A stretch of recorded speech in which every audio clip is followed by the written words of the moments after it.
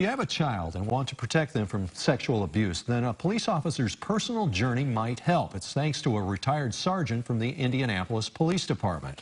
Over the course of tonight and tomorrow, students, staff, and parents of Linton Stockton schools will hear from Sergeant Terry Hall.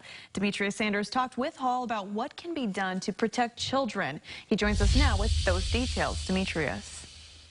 Sadie, Mike, at a young age, it's not uncommon for a parent to teach their child right from wrong. And Sergeant Hall says when it comes to teaching the difference between what he calls good and bad touching, it's time to teach children the same thing.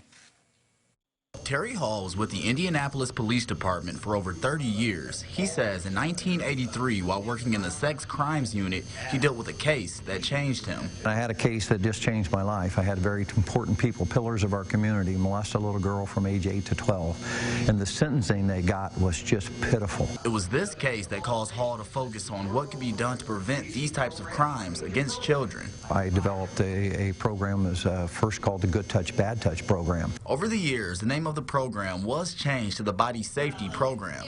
Hall says the purpose of his program is not sex education, but to empower young children and students. It lets the kids know their body belongs to them. It's a body safety program, and it empowers the kids to tell and who to tell and what to do if they're not believed. Since 1983, Hall says he has spoken to over 600,000 people as a part of his program. Both Thursday and Friday is students, staff, and parents at Linton Stockton schools who will hear his message. In the state of Indiana now, the schools are required to provide child abuse and child sexual abuse education to all students grades K through 12.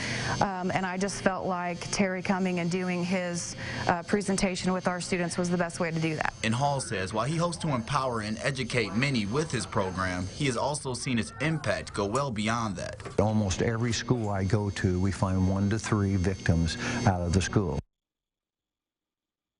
Now, Hall says in order to develop his program, he interviewed inmates in jail for crimes against children. He says this allowed him to learn more on how they commit their crimes and what they did to try to keep children silent. Sadie? All right, Demetrius, thank you for that report. Some good information there. Now, Linton Stockton students, kindergarten through high school, will hear Hall's presentation tomorrow.